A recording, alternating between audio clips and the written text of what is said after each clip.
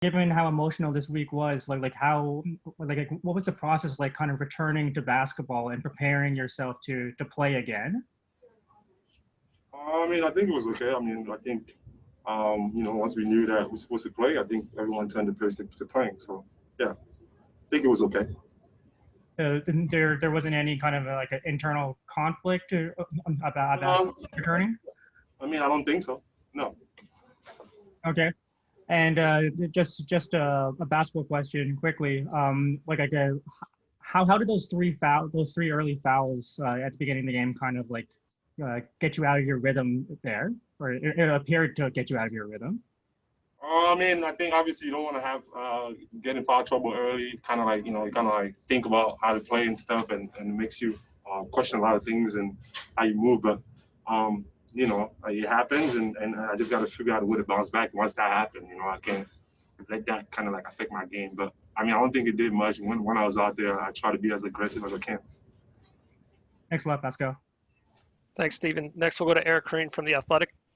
Hey, Pascal. Thanks so much for taking the time this afternoon. Was there anything you felt they did to slow you down? It seems like they were playing you pretty hard on one shoulder in the post. Was there anything in particular they did? I mean, I think I got to where I wanted to. I got to finish some of the shots that I took.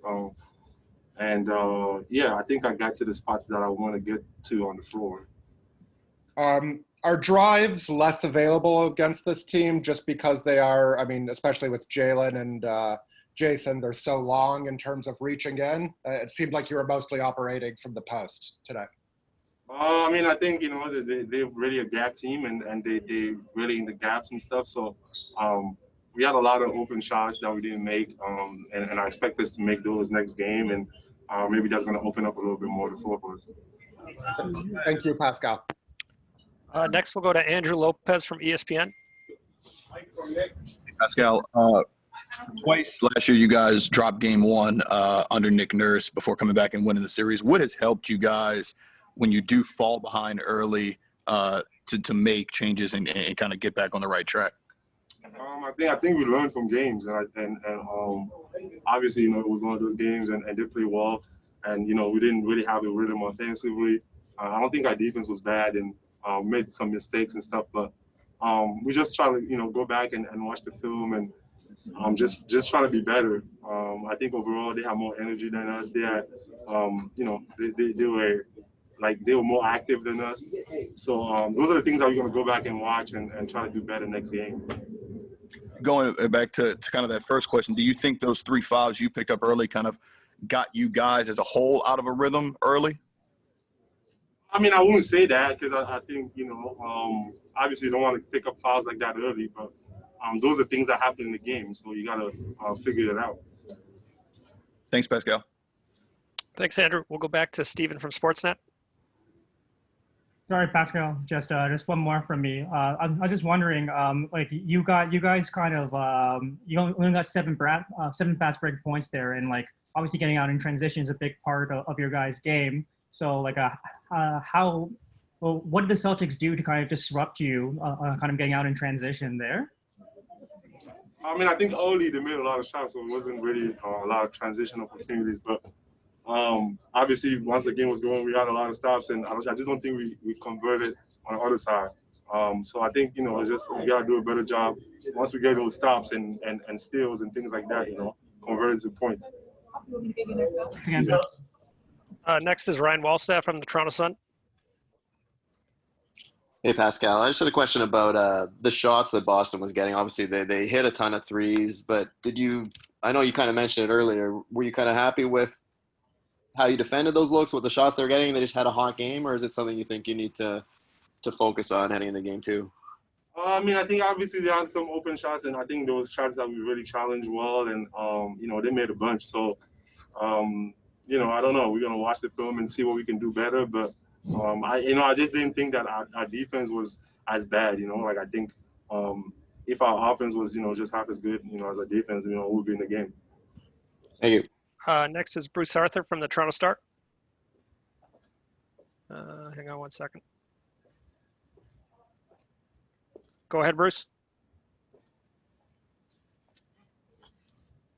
Pascal, There we go. Pascal, one thing Kyle just said, that without the initiatives that the NBA announced this week in terms of turning stadiums into places people can vote, in terms of the different initiatives that the NBA is going to fund or push, he said without that, that's the reason that you guys are still here. That's the reason that the Raptors are still in this bubble. Without those concrete benefits of the bubble, how much did you guys really consider maybe leaving the more important things that are going on in the world? I can hear the end of the question. How much did you guys consider leaving the bubble if the NBA hadn't offered that, if there hadn't been concrete benefits to being here? I think for me, like at the end of the day, we're here and we got to try to move on. We got to play these games and obviously there's bigger things and once we had whatever we felt like was fair. We're here now. I think that we're here, so like we got to worry about focus on that and the things that needs to be done while we're here or after we're here. We're gonna worry about them too. In terms of that balance, how difficult is it to balance this week and these emotions and the depth of that and the feeling that maybe basketball doesn't matter and then you have to play a game today? You can make excuses, man. It's basketball. You go out there, you play. This is, something that we love to do. We've been doing it for a while, and obviously it's tough, and I don't want to minimize, the things that's going on. But once we step on the floor, it's time to play, and we got to do our best, and play and do everything to be our best. So we can't really have those things as excuses. At the end of the day, it was an emotional week, and a lot of things happened, and a lot of debate between staying and leaving. But for me, I was like, if we're here, we're here. Like, there's no more, like, we got to be here and just got to play. And then we can't use that as an excuse. Thank you, Pascal. We've got two more. First, we'll go with Michael Grange from Sportsnet. Go ahead, Michael. Yeah. Hey, Pascal. Going back to that first quarter, you looked like you were really trying to get to the rim, get into the paint. And you had that little bunny roll off against Jalen, and then there's a couple of calls that didn't go your way. Did you feel like, if things had just gone a little differently, you could have ended up having a big game? I don't know. I have no idea. It's like things happens in the game. You got to figure it out. At the end of the day, we didn't play as well as we wanted, but that's why it's a 7-game series. That's why, you go back and you watch film, you come back and you try to be better. And at the end of the day, that's what it's about. It's one game, no matter what happened and how many points lost by. It's one game, we got to go out there, lace them up for the next game and try to win out. Appreciate it, Pascal. Thank you. We will end with Tab de Bordes from Puerto Rico. Please go ahead. Hello, Pascal. Can you hear me? Can you hear me? Really?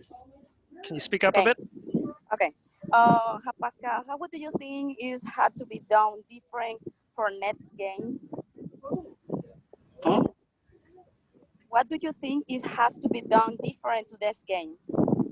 I think we gotta go watch the film. I think obviously we're gonna see what we need to do better and how to be better and offensively and also even better on defensively. So we gotta go watch the film and see what to do.